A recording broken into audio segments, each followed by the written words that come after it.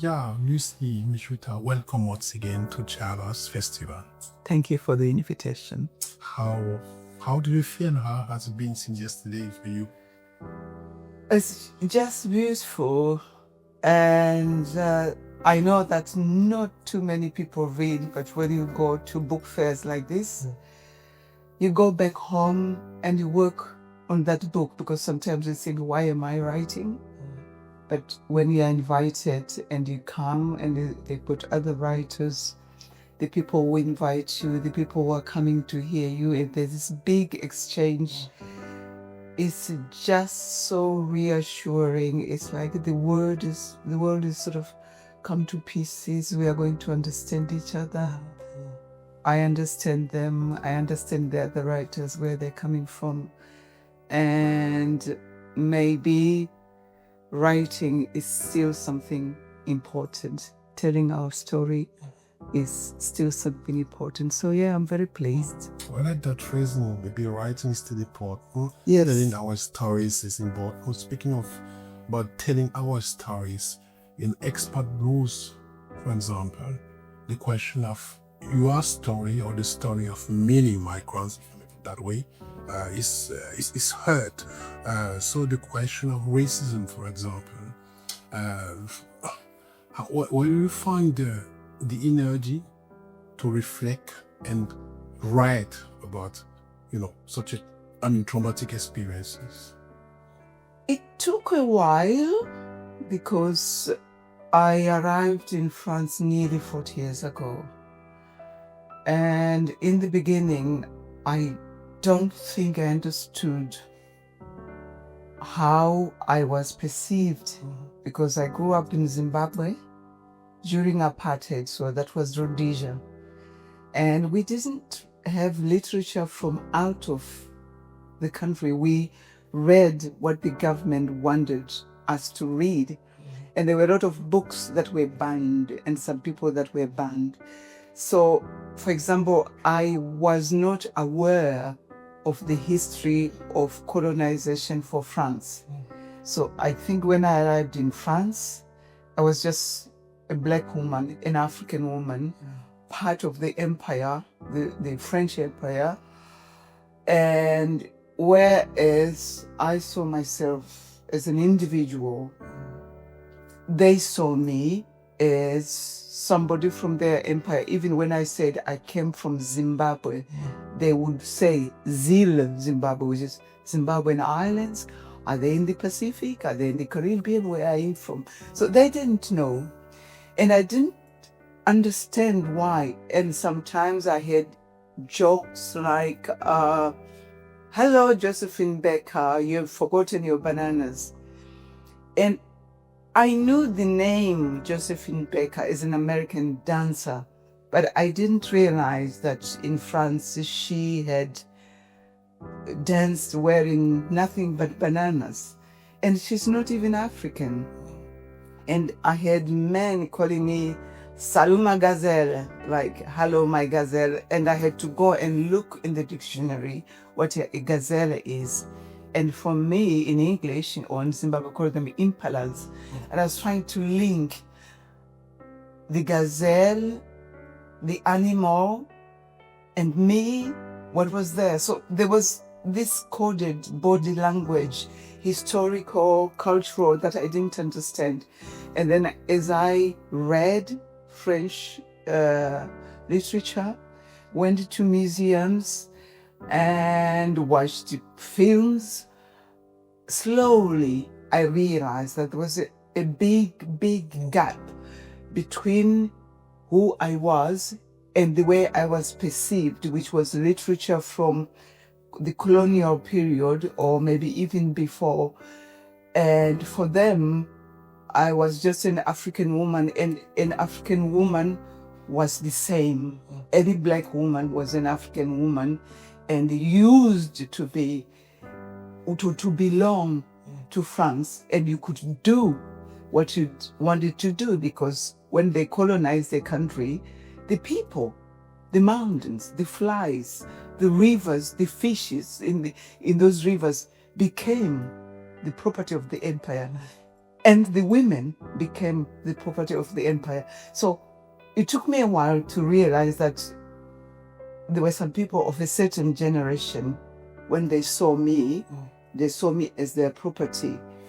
Hence the sexual innuendos, because anybody who went to Africa could get any woman they wanted and do whatever they wanted with her. So I wasn't quite an individual, but then I didn't understand.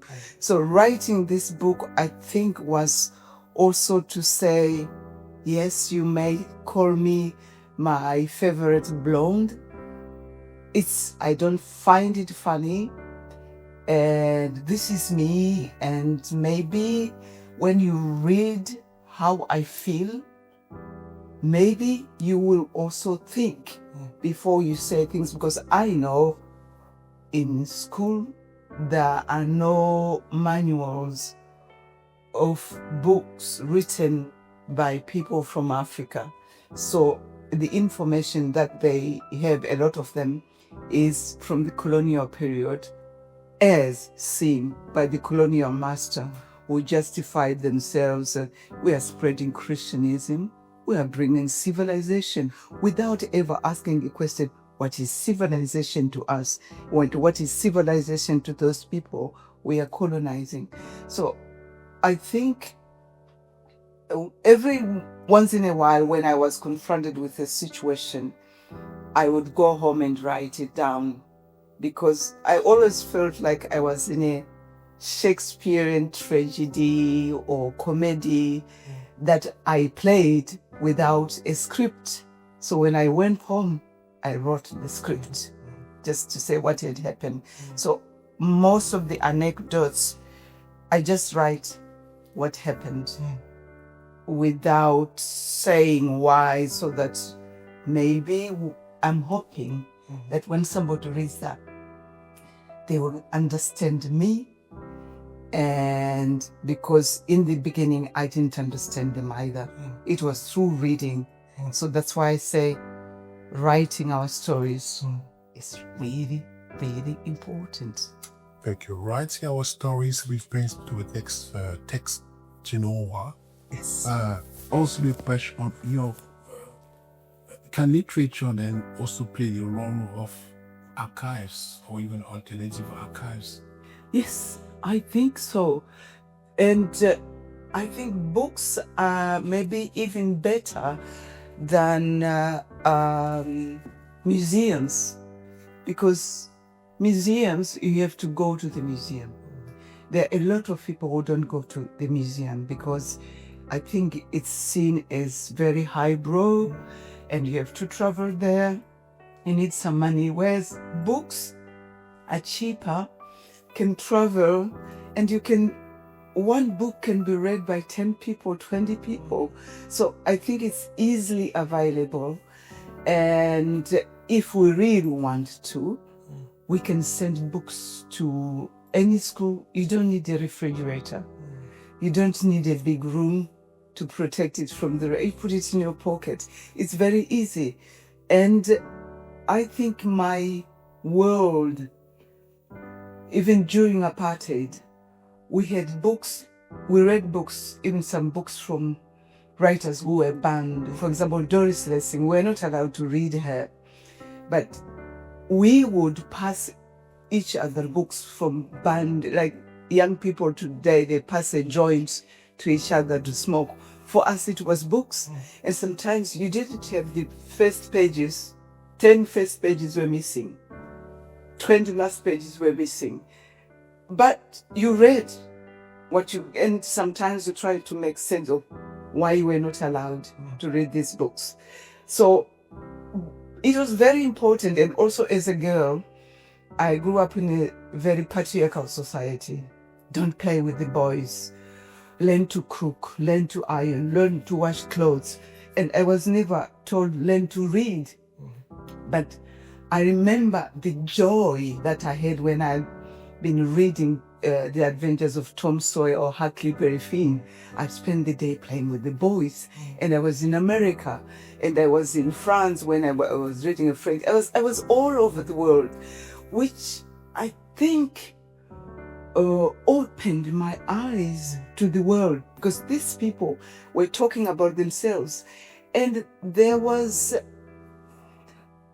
some of them sounded like my aunt, which is why even today when I see somebody from a country I've never been, I get very excited because I want to know who they are, what they eat, what they grew up listening to, I'm curious about that. I'm not scared. Whereas I think a lot of people who haven't read, they're scared of the other because they're scared of the unknown. And sometimes the best defense is aggression. When somebody you don't know, I remember one day, old man, maybe I was 30, maybe he was 70, he said to me, "Oh, moi je ne suis pas un nègre." Like, at least I'm not black. We had not been introduced. It was outside the supermarket, and I remember stopping and looking at him, and I said, "I'm happy for you." And then he stood there looking at me, and still today, I don't know why, but I think there was a fear of being black. Why did he get that fear? Why? What did he imagine me to be? I don't know. And I still don't know, but I wish he could write something, then I could read, then I would know where he was coming from. Our stories, we still need to tell stories. That's a beautiful sentence to end with. Thank you very much, please. Thank you very much.